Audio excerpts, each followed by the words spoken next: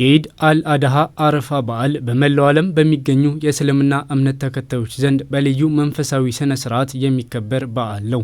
ይህ በዓል ነቢዩ ኢብራሂም ለአላህ ያሳዩትን ፍጹም ታዛዥነትና የከበረ መስዋዕትነት የሚታሰብበት ታላቅ መንፈሳዊ ሁነት ነው። የኢድ አል-አድሃ አረፋ በዓል በዓለም ሙስሊሞች ዘንድ በድምቀትና በልዩ ልዩ መንፈሳዊ ስርዓቶች የሚከበር ታላቅ በዓል ነው።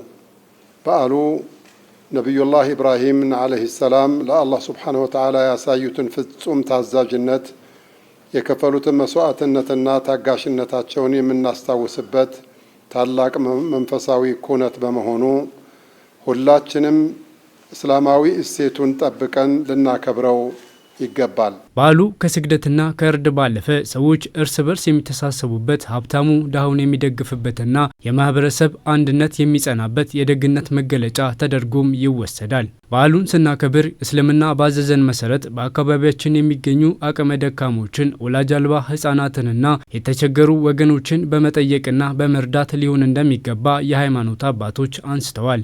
የአረፋ በዓል ከስግደትና ከእርድ መንፈሳዊ ስነ ስርዓት ባለፈ ሰዎች እርስ በርስ የሚተሳሰቡበት፣ ሀብታሙ ድሃውን የሚደግፍበትና የማህበረሰብ አንድነትን ይበልጥ የምናጠናክርበት የደግነት መገለጫ ዕለት ነው።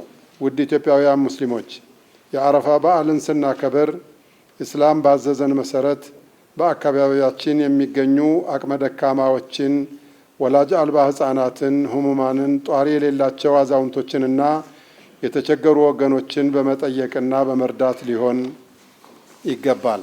እኛ እንደ ኢትዮጵያውያን ባህላዊና ሃይማኖታዊ የሆኑ የመረዳዳት እሴቶች አሉን። ከዚሁ አንዱ ይሄው የአረፋ በዓል ነው።